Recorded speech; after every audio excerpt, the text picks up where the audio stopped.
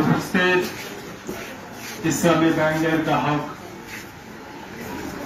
এখানে উপস্থিত আছেন সরদার ভাই, ইসলামী ব্যাংকের ম্যানেজার, মামুন ভাই সহায়কারে, ইসলামী ব্যাংকের যারা কর্মরত আছেন সবাইকে আমার আন্তরিক সালাম।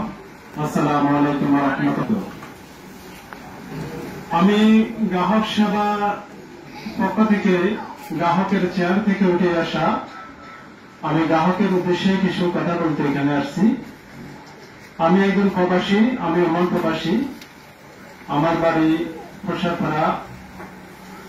আমি এই ইসলামী ব্যাংকের সাথে দীর্ঘদিন আমার লেনদেন হয়, অন্যান্য ব্যাংকও আছে, আমি নাম বলবো না। এই ইসলামী ব্যাংকের কিছু মানবতার উল্লেখ করার, সমালোচনা করার কোন জায়গা আমার কাছে ইসলামী ব্যাংক থেকে নাই, অন্যান্য ব্যাংকের আছে, কিন্তু আলোচনা করার মতো অভিজ্ঞতা আমার নাই।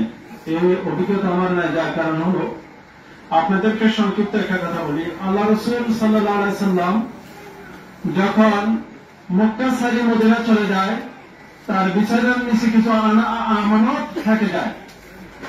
আমি সংক্ষিপ্ত কথা বলবো। আমানত থেকে যাওয়ার পরে আল্লাহ রাসূল বলছে, এই আমানত গুলো অমুক অমুককে তোমরা দিয়ে দিও। এই ইসলামী ব্যাংক এমন একটি আমানত স্থান, আমি ইসলামী ব্যাংকের থেকে এমন একটি আমানত এমন ভাবে পেয়েছি যেটা কখনো আমি আশা করি নাই।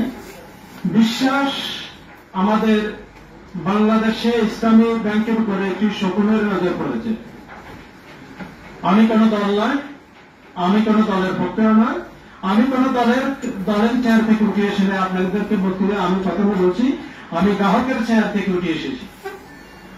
অতএব এই শকুনের নজর পড়ার থেকে আমরা যারা গ্রাহক আছি, নিরহ প্রবাসী, এখানে ইসলামী ব্যাংকের আমার ওয়াইফ আর ইসলামী ব্যাংকের যারা প্রবাসী আছে তারা অধিকাংশ মহিলা ইসলামী ব্যাংকের সাথে কানেক্টেড আছেন। আপনারা সুনজর দৃষ্টিতে দেখবেন, এখানে আমার মা বোনেরা অনেকে উপস্থিত আছেন।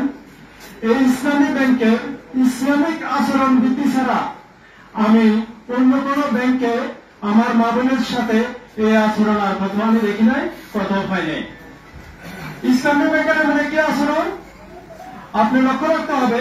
আপনি দেখবেন যদি জোহরের নামাজে উঠতে আসেন, আপনি এই ইসলামী ব্যাংকে আপনি দেখবেন তারা সারিবদ্ধভাবে দাঁড়াই গেছে, তারা নামাজ পড়ে। সেই ধর্মীয় হোক, যদি আল্লাহর আইন এবং আপনি চিন্তা করেন যে আমি জোহরের নামাজ পড়তে হবে, তাহলে আপনি জোহরের নামাজের আগে আপনি চিন্তা করতে হবে যে আমি অন্যায় কাজ করতে পারবো না যদি আমি আল্লাহর কাতারে দাঁড়াই যাই।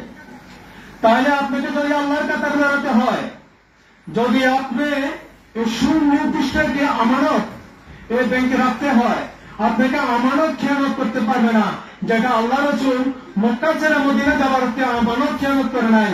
যদি ইসলামী ব্যাংক চলে যায়, এই ইসলামী ব্যাংক আপনাদের আমানত খেয়ানত করবে না, এতটুকু বিশ্বাস আমাদের আছে। আমি দীর্ঘদিন প্রবাসী থাকি, আমি একজন প্রবাসী।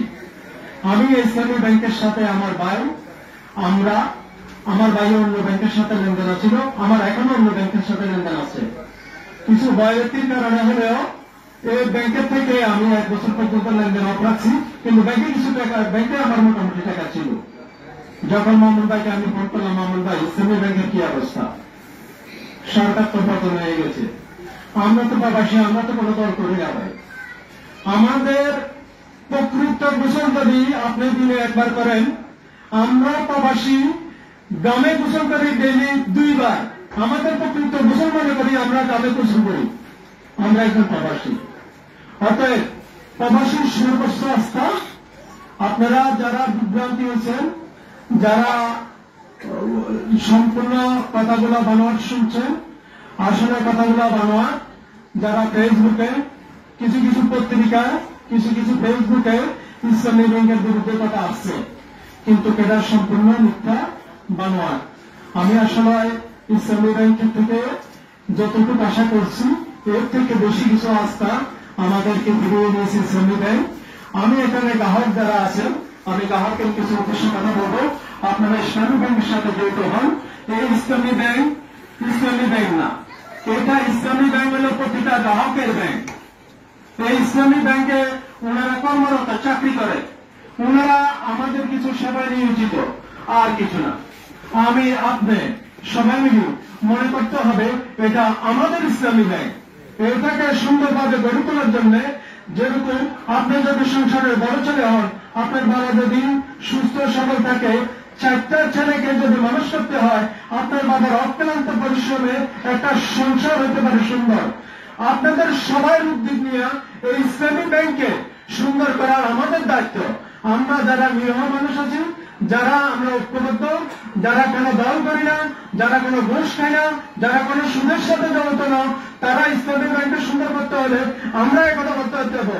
কোন দুর্নীতিবাজকে নিয়ে না, কোন সন্ত্রাসীকে নিয়ে না, কোন অবৈধ মানুষকে নিয়ে না, সব সত্যতা নিয়ে আমরা ইসলামী ব্যাংকের সঙ্গে দিয়ে এগিয়ে নেব। সে আলোচনা ব্যক্ত করি। আমি সবার প্রতি আন্তরিক রাখি। এখানে শেষ করলাম। আসসালামু আলাইকুম ওয়া রাহমাতুল্লাহি ওয়া বারাকাতুহু।